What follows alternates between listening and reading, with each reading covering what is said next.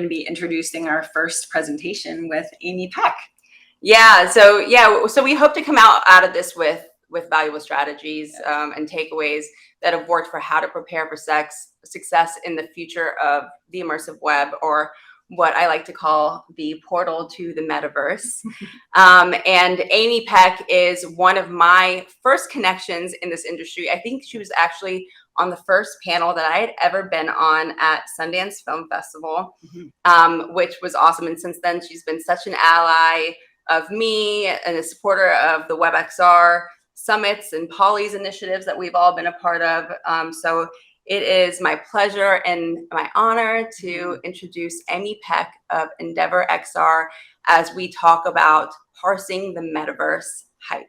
Welcome, Amy. Amy Peck, I am so happy to have you here. You have been a big advocate and supporter of the WebXR Summit Series and the Polly's WebXR Awards that our team hosts. And here you are leading a fireside chat with me today, because who better than you to talk about what you're hearing in the brand landscape of what they want in the metaverse. So thank you so much for joining us. It's great. I'm always happy to work with you guys. I love the content, and I love the kind of overarching mission of, making XR accessible to everyone. So always happy to be a part of these. Thank you. So for those of us that don't know you, tell us a little bit about yourself and maybe some of the relevant projects you've been working on recently. Yeah. So I have a company called EndeavorXR that I started back in late 2014, back before we called everything the metaverse. When it was kind of VR. The company was called Endeavor VR when we started, focused very much on VR, and immersive technology to improve enterprise. So I've always been focused on enterprise. It happens that a lot of our clients might have been brands or retail, but we would still be working more behind the scenes, not as much with customer facing activities in those early days. And slowly, over all the, I guess it's 8 years now, we've started to move closer and closer to what consumer experiences might look like using immersive technology.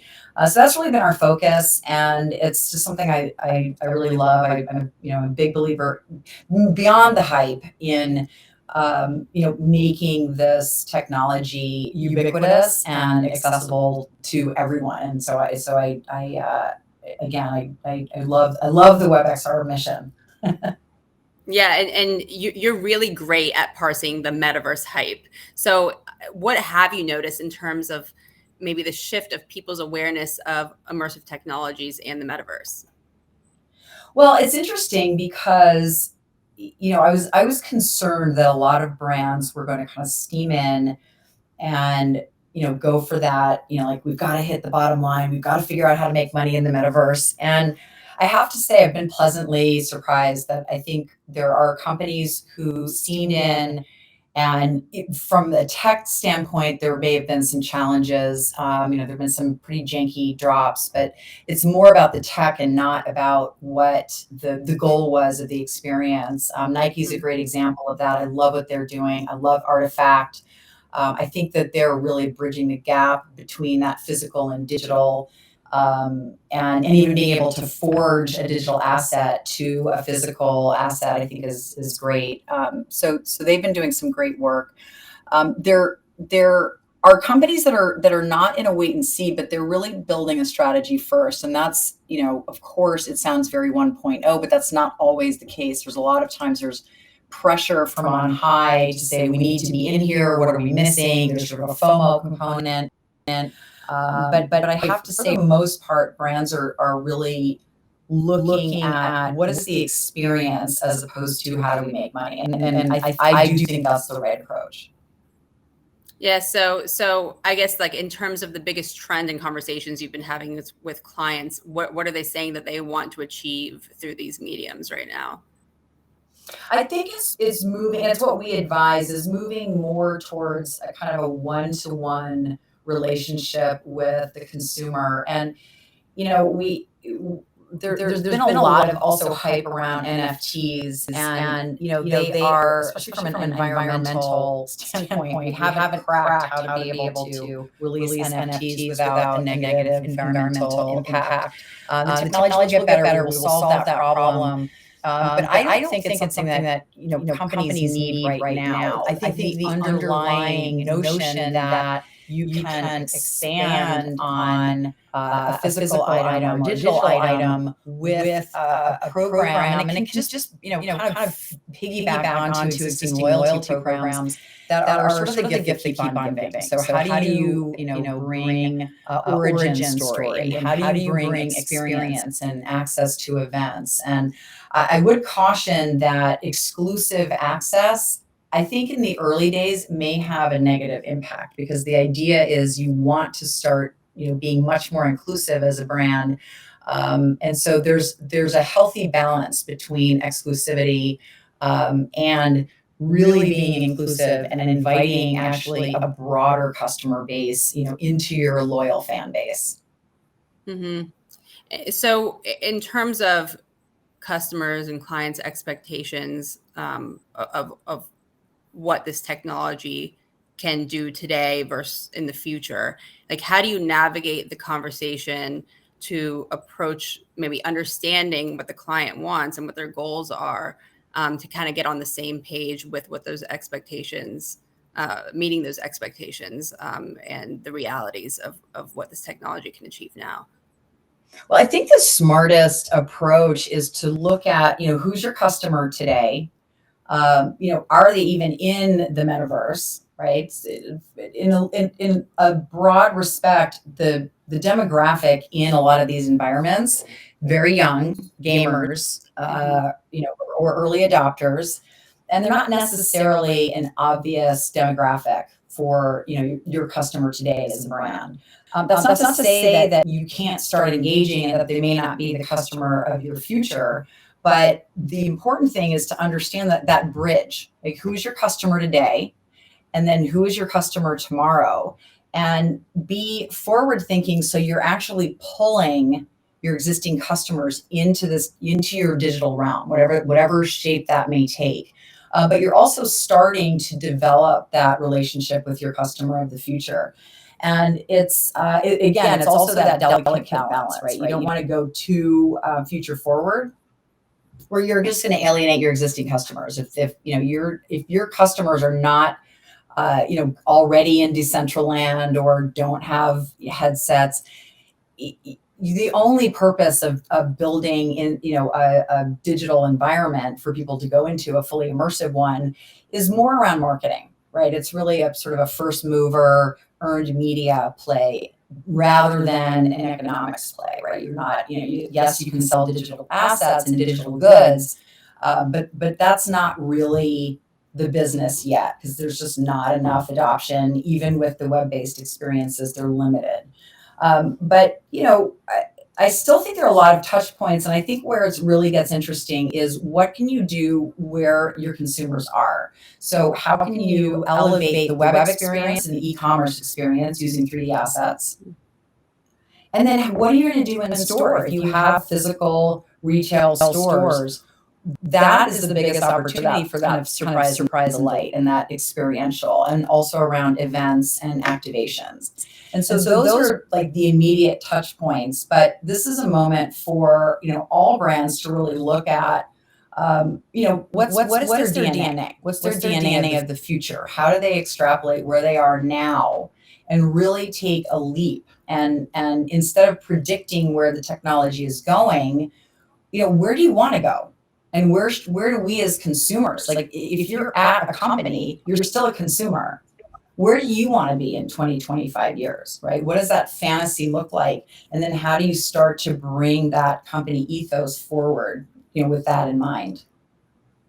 Yeah, I love it. We're all kind of like making it up as we go. And I definitely believe that, both the technologists in our industry as well as the clients, and in this case, brands and different entities in that nature, are a big part of kind of deciding what the future is of the interactions with this technology from a consumer level.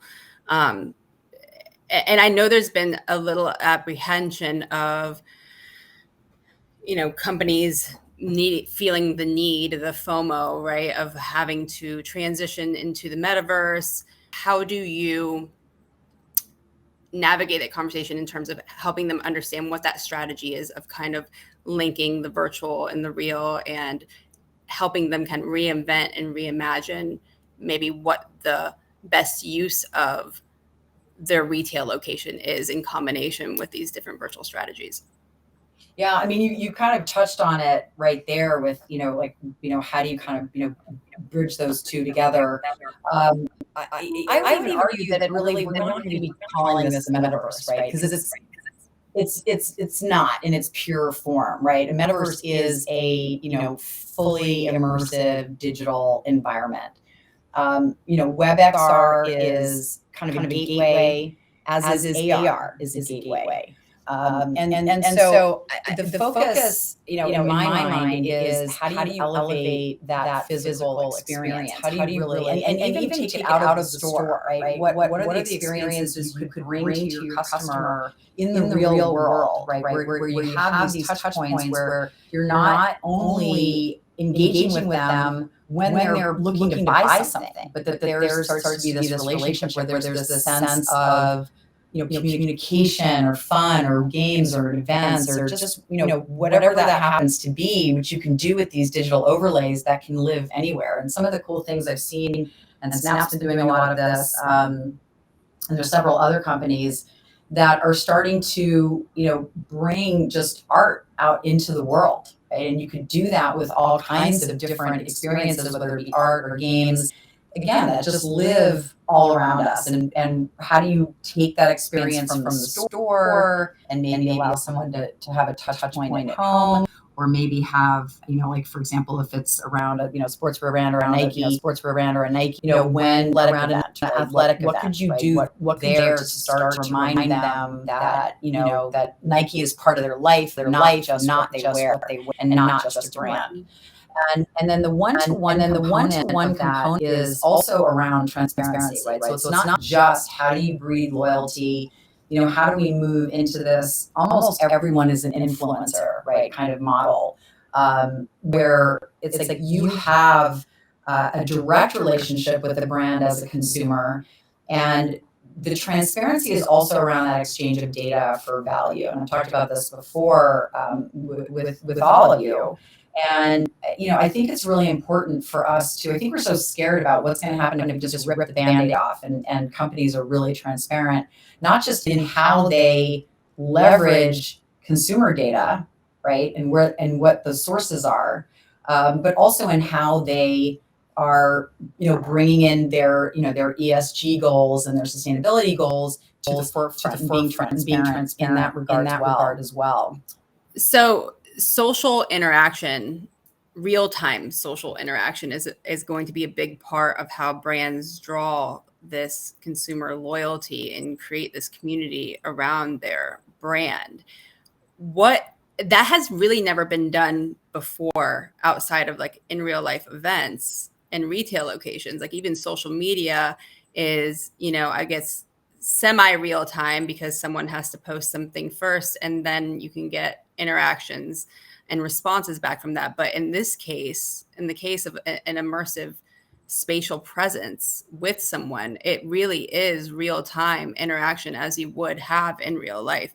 What are the benefits of having that be available in an immersive space around a brand, but also the precautions that brands need to take as well with kind of protecting that brand identity and, how people are engaging with the brand in real time? Yeah, that is we did mention like what are some of the things that brands are worried about. It is about kind of losing some control over that messaging, because if it's in real time, it's like, once it's out, the genie's out of the bottle, and you can't stuff it back in as much as you may try. But that's part of this kind of move to transparency. And I think it's important for us to look at why we're so afraid of that, and what are the things that we're worried about happening. And when we remove kind of the fear piece of it, and we look logically at like, all right, what's the what could go wrong scenario if we just say, okay, like this is us. We're going to be completely transparent in our entire manufacturing process and around our ESG goals and even our D&I initiatives within, our workforce. And we're also going to move towards this transparent relationship with our, consumers. There are some points in there that could go horribly wrong. But again, when you start to look at this idea of a transparent model and giving more power to consumers, you're also humanizing that relationship. And what's one of the things that is one of the most important human elements, it's empathy and forgiveness and understanding. Some studies on why TikTok has ruled them all now, right? In terms of the social media platform and power, is that instead of like polishing our lives to this perfect veneer, people on TikTok are just being real. Mistakes and all. And that is really resonating with people. And that is a direction that, first of all, consumers can start to have more agency in the future and how brands, relate to them. But that I think it shows a step that it's actually okay. Like nothing bad happens, right? Like it's just shows that this is who we are. So it's just as much as who we are as individuals and humans in what we're putting out there on social media, that brands can do the same thing. And again, I think that will tighten that one-to-one relationship rather than blow it apart. And yes, you have to be willing to give up some control if you're going to do that. Absolutely, which is why it is very essential to think about the end-to-end plan of this strategy, both in the short term and in the long term, because like you said, once it's out in the ether, it's, you can't stuff it back in the bottle. Which is it's a huge opportunity as well. I mean, word of mouth is the best, is the best promotional strategy and approach. And this just takes that to the next level because it really is in real time. Yeah. And you also see your products kind of in this, fantasy construct that may also have, an impact on how you think about products in the real world, right? If you're finding that people love these fantastical elements that they're able to do and that your brand is able to bring to them in a virtual environment, then how can you use that with the experiences that you're generating in the real world? The difference will be in, getting the data from by just asking nicely. And definition of that value is going to start to evolve. Yes, you can just pay for it in a microtransaction, but maybe that's not what the consumer wants. Maybe they, or maybe they want an event, or maybe they don't want an event, or maybe they want to be part of a design group that has early access to new designs, or maybe they want, to just outfit, their avatar head to toe. And then there's going to be this learning to decide, okay, well then what level of data, deserves what in exchange. And that it's a scary concept for brands to think about. But again, that transparent exchange is really going to engender loyalty beyond how we think about loyalty today. And, I think instead of spending the billions of dollars that companies do harvesting data, then actually repackaging, and some companies are even repackaging, in a way that, and I'm sure they're not sitting around, thinking, how can we trick the consumer? There's a piece of, marketing and advertising today that it has a nefarious spin to it. And it's about kind of making people somewhat lesser. And that may not be the intent, but that is the net. The net is that people somehow feel lesser. And then we're really, building this kind of consumerist model instead of really becoming hand in glove with the way people live and adding value and being the best products and being the best companies and like marching forward to right shoulder to shoulder, opposed to kind of creating this slightly adversarial construct that we have today. Yeah, no, absolutely. And what are like some short-term wins, like for a company that maybe doesn't have a lot of money to invest right now, or is held back for some reason of investing right now, but they still want a piece of the hype that we're building right now? What are some short-term wins that they can get involved with now, and perhaps how can they make sure they're set up in those short-term wins to be able to scale those efforts and the investments for the long term as well? Well, I think there's some sort of obvious, simple ones, which is with your e-commerce, start to really bring in a sort of a 3D experience in your traditional e-commerce, in-store experiences that are either mobile AR. And by the way, you can still have immersive experiences, using screens in store, using projection mapping, doing things that just kind of add an extra layer. And it doesn't have to be wildly expensive, but it's just starting to add, again, that little surprise and delight for your customer. And then web-based experiences.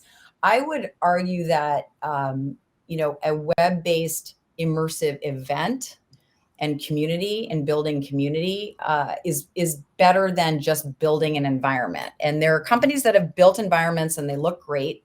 Gucci has a beautiful store, but I'm still not convinced that that's their consumer necessarily, but they're getting a lot of media and it looks fantastic.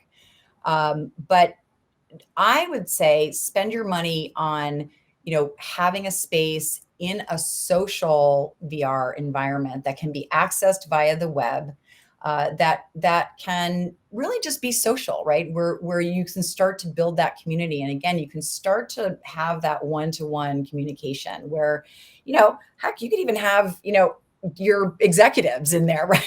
I mean, you could have your designers in there. You could have, if you're a sportswear company, you could have the athletes in there. I mean, it's starting to just get, dip your big toe in and see what resonates with your customer. And you can do that in parallel with that overarching strategy that, where are we going to be 15, 20 years from now? Mm-hmm.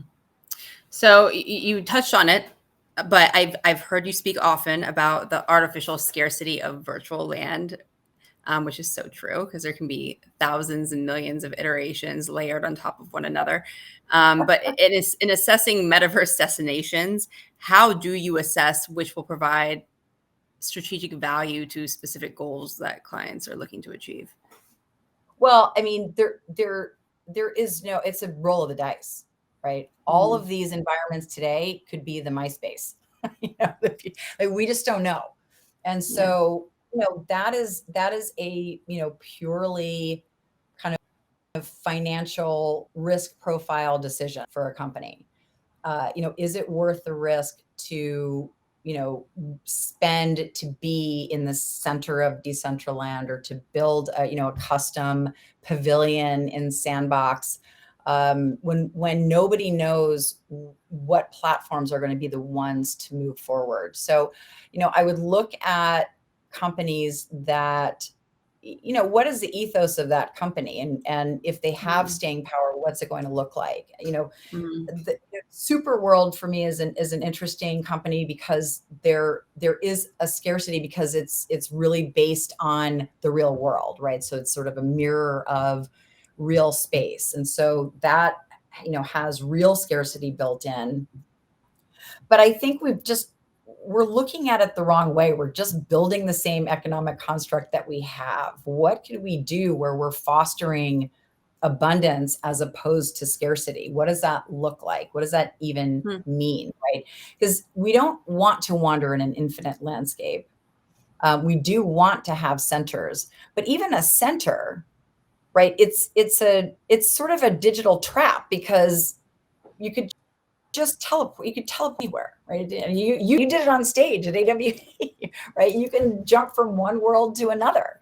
So those are the things I would focus on. I would focus on companies that are, inherently open, that are looking to have openings and portals into other worlds, that are going to have portable assets, so that and it's counterintuitive. People are like, well, but we want them to buy our brand in 4 different environments, but that's not a good customer experience. They don't want to buy the same thing 4 times. So how do they have value in this world? And then how do you translate that value into another world? And there's a lot of good work being done on that. And WebXR is one, avenue. Metaversal is another group that can help you. Chronos. There's so many people working on this. IEEE, right? That let's focus on the tech and the interoperability.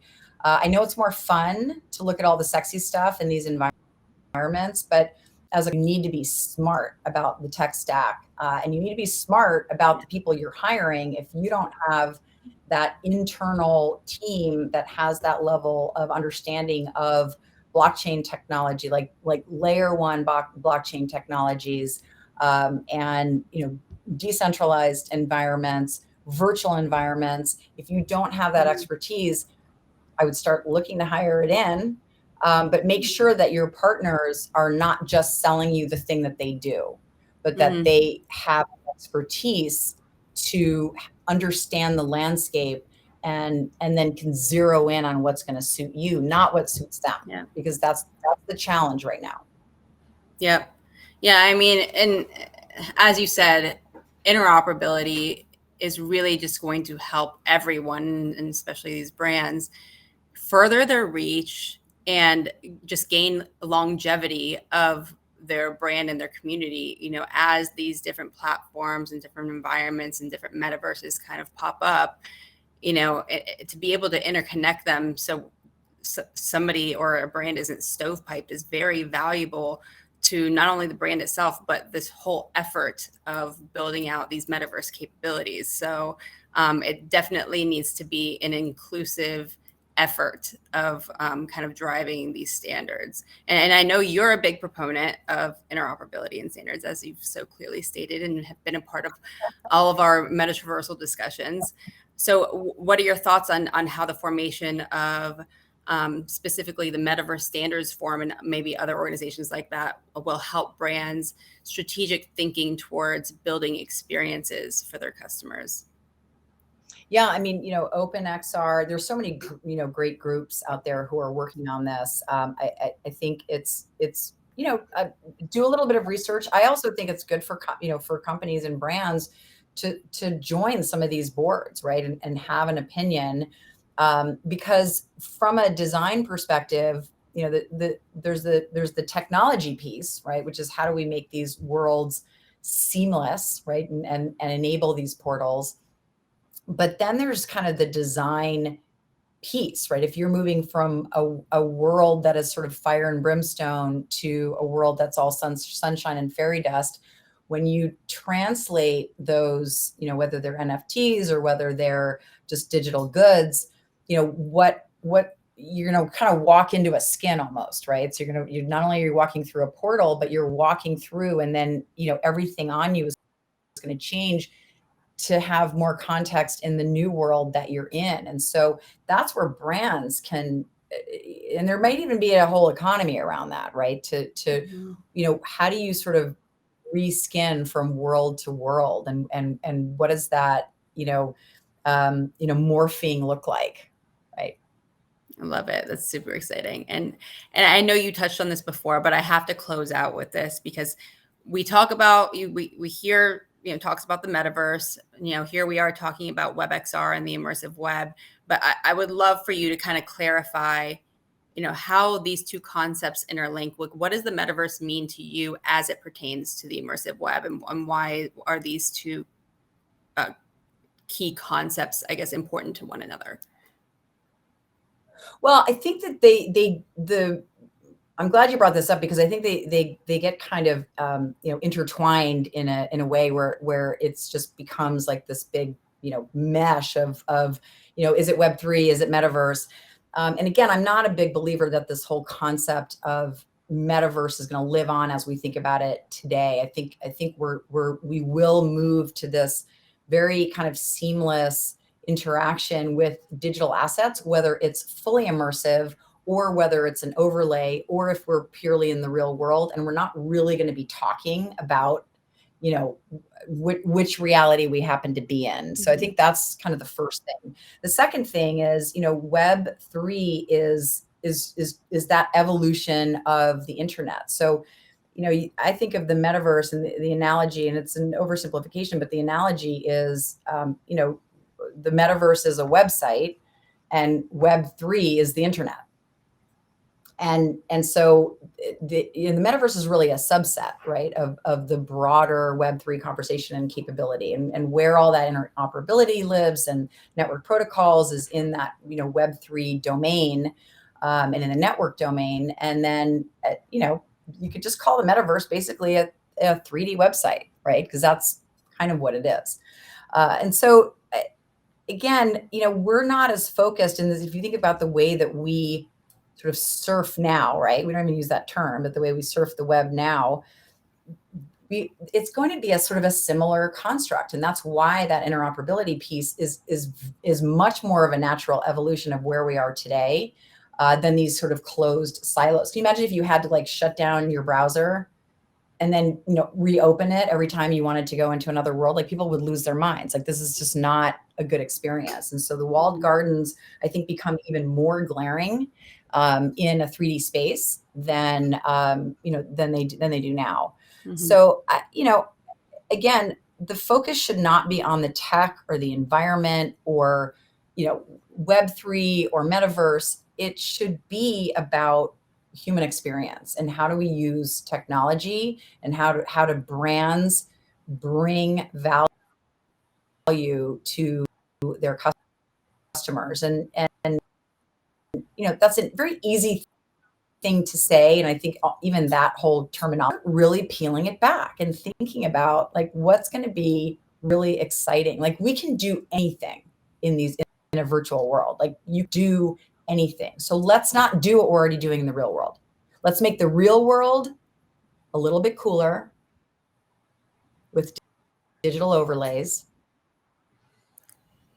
Let's be outrageous time and build it and make sure that we have the infrastructure, make sure we have the audience, and make sure we're doing things that are ethical and responsible, and pay attention to the things we need to pay attention to in the real world. Yeah, there's a lot of evolution and innovation that is coming our way, but we want to make sure we're responsible about it while continuing to be able to be creative. And it needs to happen simultaneously so things don't get out in front of us that we can't take back. But I think brands are very essential to the evolution of this technology, the mass adoption of this technology, so consumers can have more awareness of the tech at large and how it can be applied to other parts of their lives as well. But consumerism is huge.